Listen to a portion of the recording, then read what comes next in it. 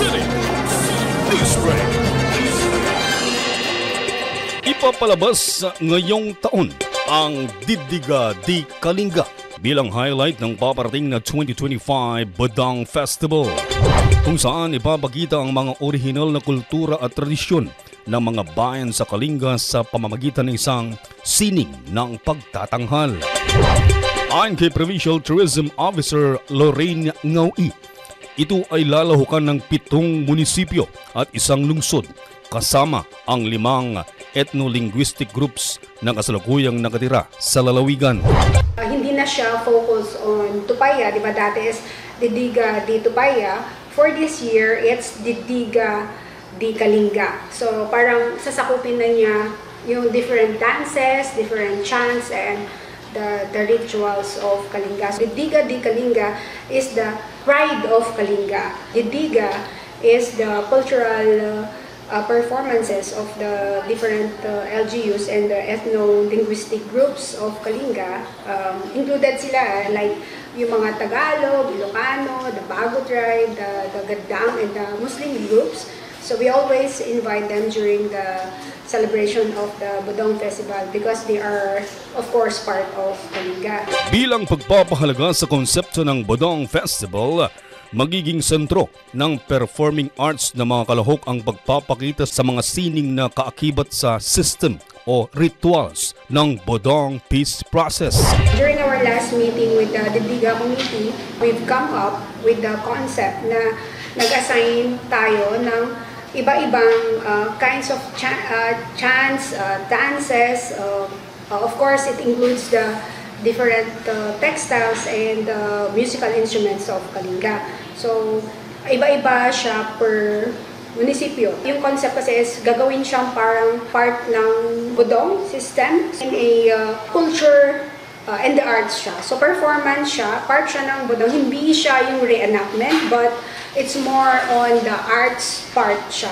Sinabi ni Ngawi na isa sa mga ipapalabas ang ilaud na itatanghal ng balbalan, na isang tradisyon na hindi nagaanong nakikita at napapakinggan sa kasalukuyan. It's new sa balbalan, hindi pa ito na po-portray.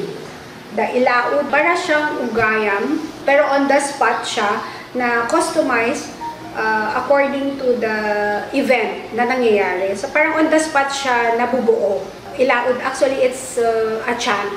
Pero they will portray it in a dance and music. And then magiging performing arts siya. Ipapalabas rin anya ang funong dance ng Tinglayan, laga dance ng Lubwagan, turayan dance ng Tanudan, sining sa pamana ng Rizal, salip ng Pinukpok, at matagoan dance ng Tabuk. Ang Tinglayan, ang kinuha nila is the funong dance. It's yung magdadala ang community ng dekot or yung food for the two tribes through dances, through songs, through music, mga ganon. Lubwagan is the laga dance.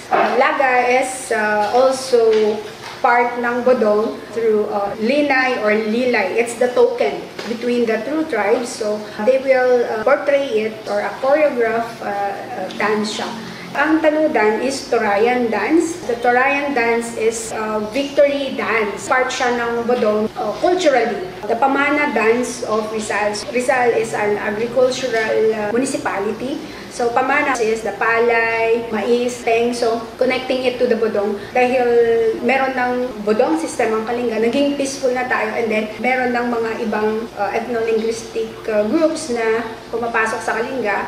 And they've decided to stay here in Kalinga. Kinikilala na nila ang sarili nila na taga-Kalinga sila. Pinokpok is, we all know na expertise ang Pinokpok. Ang salip dance. Salip dance is a wedding dance. So, di ba pag happy event, peaceful ang community, so may mga celebration ng wedding kasi hindi ka naman magsa-celebrate pag during war times, di ba?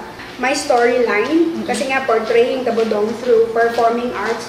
So, the last one is the mataguan dance of the Bodong. Fitting na mataguan ang last kasi based doon sa sequence of the storyline. And last is the Tadok or the community dance. The finale, it symbolizes unity.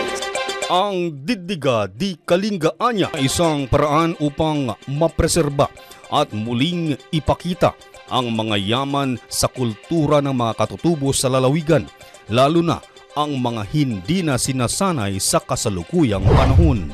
Yung Diddiga is one way of preserving or binabangon natin yung mga malapit nang makalimutan na mga culture ng Kalinga. Another thing is yung sa Diddiga di Kalinga, it's not a competition per se kasi nga hindi mo dapat paglalabanin yung culture, di ba? We all know that. So this year, ang concept natin ngayon is to give a special award instead of prizes kasi nga we are looking doon sa performance level.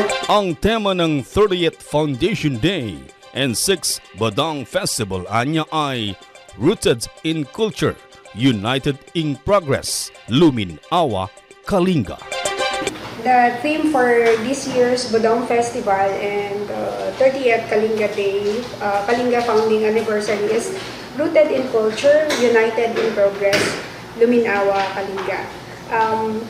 They've chosen this theme because it resonates well with the spirit of unity and progress, and of course the development thrust of the present administration. So this coming February, we are inviting everyone, especially yung mga student researchers or sa iba na gustong makita ang authentic Kalinga culture.